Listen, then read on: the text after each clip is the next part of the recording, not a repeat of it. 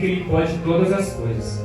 Esse é o primeiro tópico que a gente leu, pois aqui a gente leu em Hebreus 11:6, que a gente tem que crer em Deus, crer que nada é impossível para Ele. Porque nós cremos que a palavra fala que todas as coisas cooperam para o bem de Deus conforme o seu propósito. Se você tem um propósito, siga. Por mais que as adversidades venham, por mais que as pessoas falem, não ligue para o que as pessoas falam. Continue. Creia que Deus pode todas as coisas, porque Ele pode. Nada é impossível para aquele que crê. Amém?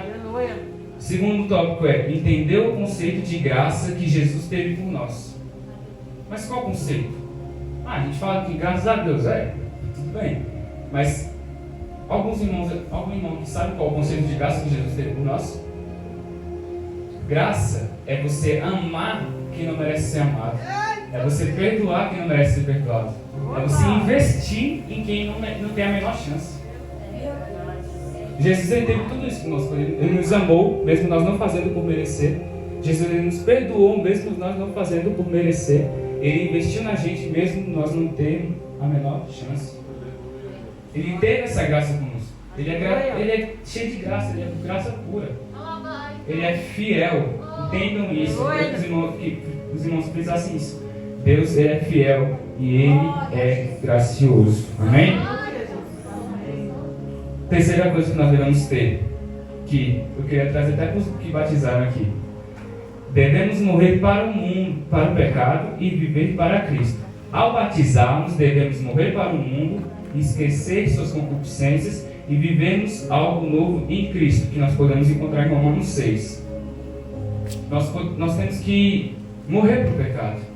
Porque quando nós nos batizamos, vem as adversidades triplicadas. Vem tudo com mais força. O inimigo vai tentando tudo para te afastar da presença de Deus. Como o pastor Tavião aqui falou, que o pecado ele te afasta de Deus. Mas nós podemos nos reconciliar com Jesus. Por quê? Porque Ele morreu por nós. Através do sacrifício de Jesus, nós temos um livre acesso ao perdão de Deus. Amém. Mas nós não devemos pedir perdão e no outro dia fazer a mesma coisa. Não. Nós devemos continuar. Isso vai vivificando a sua fé, vai fortalecendo a sua fé. O quarto tópico que eu queria trazer é: em meio às adversidades devemos perseverar e resistirmos a tentações.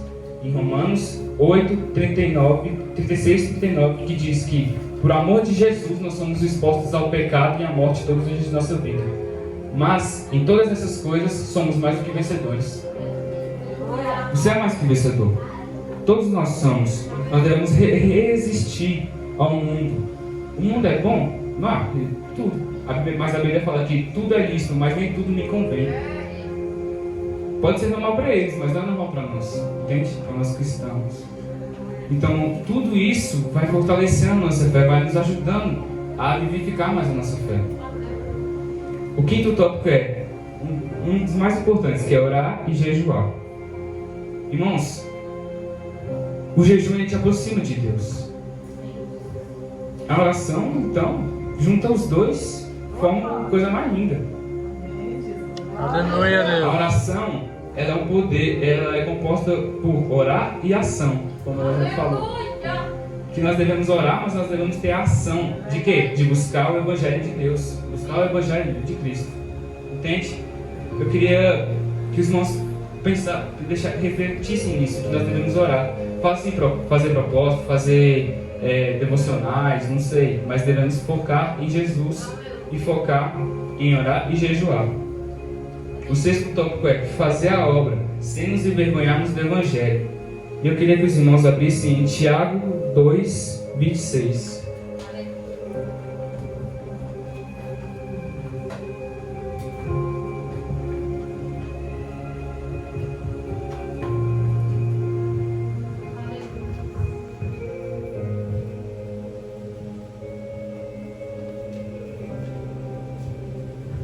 Amém?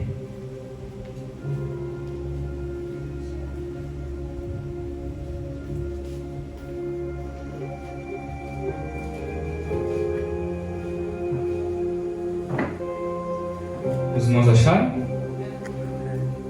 Vou dar mais tempinho.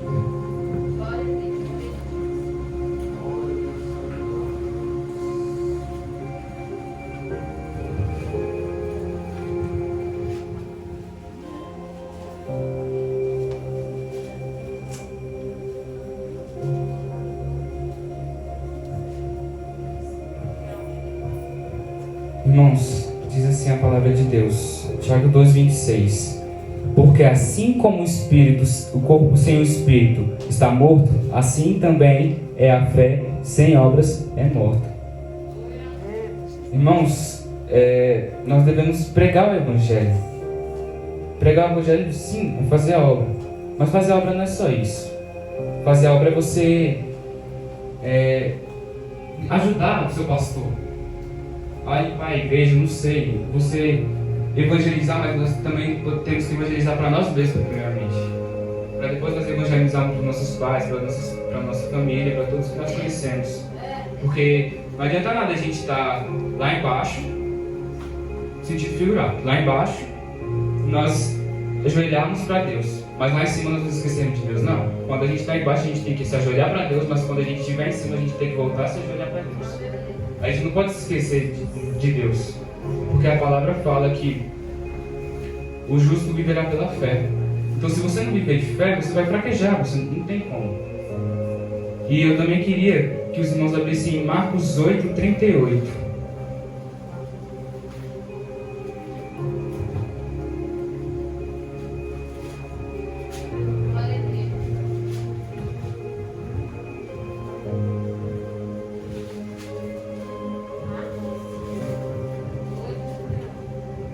Diz assim a palavra do Senhor: porque qualquer que se envergonhar de mim, as minhas palavras e do meu evangelho, em meio a esta geração adúltera e pecadora, também o Filho do Homem se envergonhará dele, quando vier na glória de seu Pai com os santos anjos. Foi o tópico 6 que eu falei aqui: fazer a obra sem nos envergonharmos do evangelho. Irmãos, não queira que Jesus tenha vergonha de você quando ele voltar. Busque a Deus a todo momento. Jesus falou: orai e vigiai para que não caia em tentação. Então nós devemos fazer a obra. Nós devemos fortalecer a nossa fé e nosso espírito em Cristo, fazendo a obra, fazendo propósitos, ajudando os nossos pastores. Porque a Bíblia fala que nós devemos respeitar os nossos líderes da igreja. Devemos focar sempre em Jesus e fazer o que Efésios 6:10 diz, que é fortalecer-nos na armadura de Deus. Nunca podemos nos esquecer de suas palavras, porque Jesus fala que céus e terra passarão, mas a minha palavra é eterna. Oitavo e último tópico é união. Se você quer avivar sua fé, você tem que se unir. Se unir com quem? Primeiramente com Deus, claro. Mas se una com sua família, se una com o seu irmão, com seu tio, com seu pai, não sei. Mas una para vocês fortalecerem a sua fé juntos. Todos, cada um fortalecendo a sua fé, edificando a sua fé. Porque Jesus está voltando. Isso não tem o que falar, não tem como fugir. Jesus está voltando.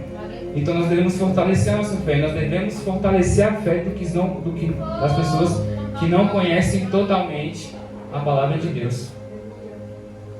A verdadeira fé, ela causa temor e não medo.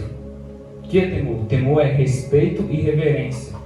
A fé, ela causa reverência a Deus. Ela causa temor a Deus. Ela não causa medo. Medo é outra coisa.